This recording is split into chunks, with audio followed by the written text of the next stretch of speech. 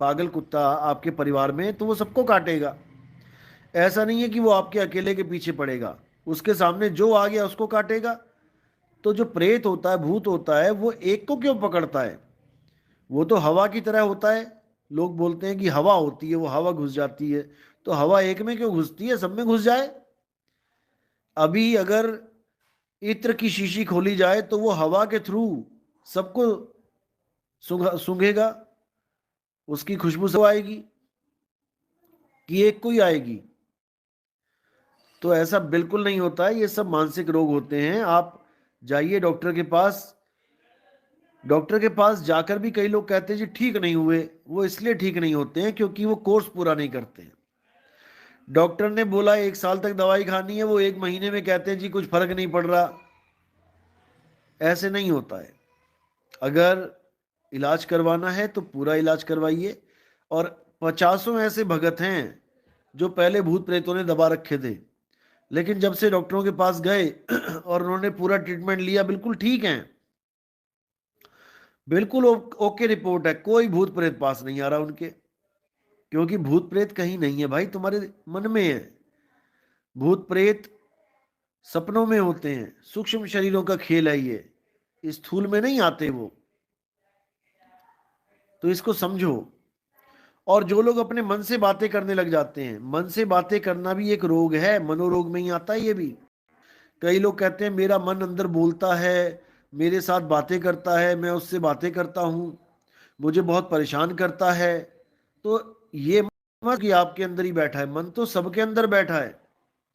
क्या साधु संत, क्या भगत, सबके अंदर मन बैठा है। और सबका मन बोलता है। क्या साधु संतों का मन नहीं बोलता? सबका मन बोलता, मन का काम ही बोलना है। वो तो दाने फेंकता है, लेकिन आप फंसे कि नहीं फंसे, ये देखना होता है।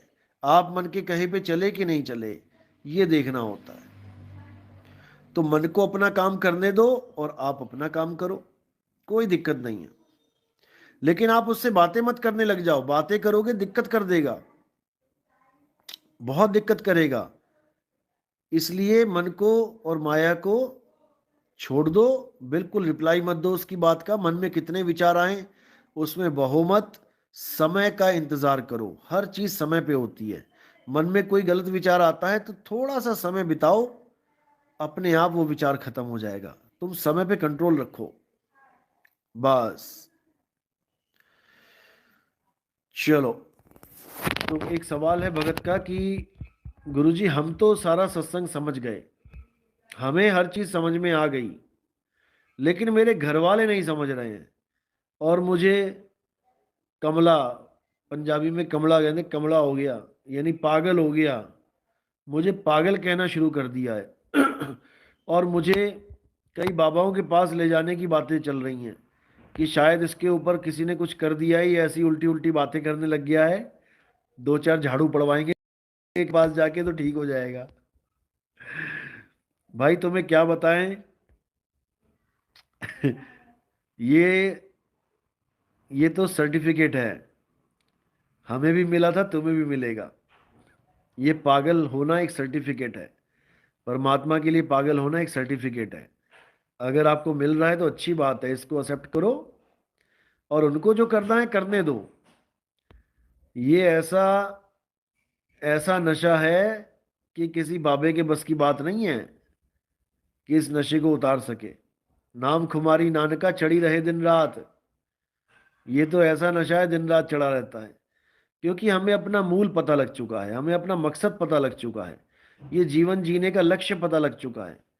लोग बिना लक्ष्य के जीवन जी रहे हैं। कोई सोच रहा है मैं बड़ा आदमी बन जाऊं, यही मेरा जीवन का लक्ष्य है।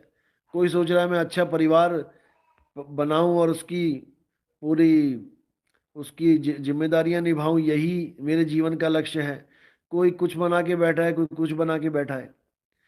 ये तो भाई तुम्हारे पेट के धंधे हैं कि मैं डॉक्टर बन जाऊं, मैं इंजीनियर बन जाऊं। ये तो तुम एक अपना एक डेजिग्नेशन चूज कर रहे हो कि मैंने ऐसे कैरियर बनाना है। यहां कैरियर बनाने नहीं आए हो। कैरियर बनाना तो एक पड़ाव है जीवन का कि हाँ अच्छा जीवन जीना है तो कैरियर बना लो, थोड़ा अमीरों वाला जीवन जीना है तो अच्छा कैरियर बना लो, बिजनेसमैन बन जाओ। अगर नॉर्मल जीवन जीना है गांव वाला तो कोई बात नहीं, अनपढ़ भी होगे तब भी काम चलेगा, खेतों में काम कर लो। ये केवल आपकी जीवन शैली को प्रभावित कर सकता है, आपका कैरियर, आपका डेजिग्नेशन, लेकिन आपके जो जीवन का मकसद है इसको प्रभावित नहीं कर सकता। ये तो एक रिक्शे वाले का भी वही मकसद है, और बड़े बड़े बिजनेसमैन हैं उनका भी जीवन का यही मकसद है। मकसद तो एक ही है, वो पढ़ने ना पढ़ने से, मेहनत करने से ना करने से उसको कोई फर्क नहीं पड़ता। लक्ष्य एक है, मुद्दा एक है कि जन्म मरण से मुक्ति कैसे हो। गरीब से गरीब आदमी भी यही लक्ष्य लेके चले और अमीर से अमीर आदमी भी ये लक्ष्य लेके चले तो दोनों का जीवन सफल हो जाएगा। अब अमीर कह रहा है कि मैं दुनिया में नंबर 1 पे आना चाहता हूँ, ठीक है तुम आ भी गए तो कितने दिन रहोगे? तुम्हारा भी बाप बैठा है, कोई ना कोई आ जाएगा तुम्हारे सिर के ऊपर पैर रखने, फिर क्या करोगे? अच्छे से अच्छे एक्टर आते हैं, सुपरस्टार बनते हैं, फिर कोई नया आ जाता है, वो दिलों पे छा जाता है, पुरानों को भूल जाते हैं। ये तो वक्त है भाई, ये वक्त बदलेगा, सबका बदलता है। इसलिए इन चीजों को टारगेट नहीं करना है, इन चीजों को लक्ष्य नहीं बनाना है। ये तो एक पड़ाव है, ये तो एक जरिया है तुम्हारे जीवन जीने का। कोई फिल्मों में काम करके जीवन जीना चाहता है, पैसे कमाना चाहता है, कोई पैसे कमाना चाहता है, कोई कुछ कोई कुछ। ये केवल तुम्हारे जीवन के लिए है, लेकिन जो असली चीज है वो सबकी एक है। क्योंकि साहिब ने भी बोला कि आए हैं तो जाएंगे राजा रंग फकीर, और एक सिंहासन चढ़ चले, एक बंधे जंजीर।